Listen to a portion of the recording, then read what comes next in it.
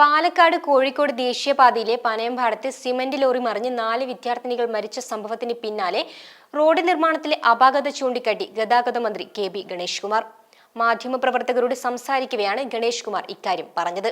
ദേശീയപാതയടക്കമുള്ള പ്രധാന റോഡുകൾ ഡിസൈൻ ചെയ്യുന്നത് പലപ്പോഴും കോൺട്രാക്ടർമാരാണെന്നും ഗൂഗിൾ മാപ്പ് നോക്കിയാണ് ഡിസൈൻ ചെയ്യുന്നതെന്നും വിദഗ്ധർക്ക് വലിയ പങ്കില്ലെന്നും അദ്ദേഹം പറഞ്ഞു. പലയിടത്തും ഹൈവേ നിർമ്മാണത്തിൽ എഞ്ചിനീയർമാർക്ക് വലിയ പങ്കില്ലാത്ത അവസ്ഥയാണ്.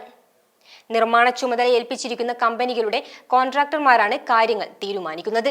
ഗൂഗിൾ മാപ്പ് നോക്കിയാണ് ഡിസൈൻ ചെയ്യുന്നത്. അതുകൊണ്ട് തന്നെ പ്രാദേശികമായ കാര്യങ്ങൾ പരിഗണിക്കില്ല. ലോകബാങ്കിന്റെ റോഡുകൾ പോലെ പ്രാദേശിക എഞ്ചിനീയർമാരെയോ പ്രാദേശിക ജനപ്രതിനിധികൾക്കോ യാതൊരു പങ്കുമില്ല. ഗൂഗിൾ മാപ്പ് വഴി റോഡ് ഡിസൈൻ ചെയ്ത ശേഷം പണം നൽകുകയാണ് ചെയ്യുന്നതെന്നും അദ്ദേഹം പറഞ്ഞു.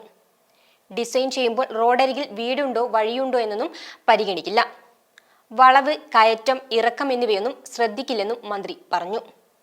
വിഷയത്തിൽ കൂടുതൽ ചർച്ചകൾ നടത്താനായി പൊതുമരാമത്ത് മന്ത്രി മുഹമ്മദ് റിയാസുമായി സംസാരിച്ചിട്ടുണ്ടെന്നും അദ്ദേഹം പറഞ്ഞു. റോഡുകളിലെ ബ്ലൈൻഡ് സ്പോട്ടുകൾ കണ്ടെത്തി പട്ടിക നൽകാൻ പൊതുമരാമത്ത് വകുപ്പിനോട് ആവശ്യപ്പെട്ടിട്ടുണ്ടെന്നും മന്ത്രി കൂട്ടിച്ചേർത്തു.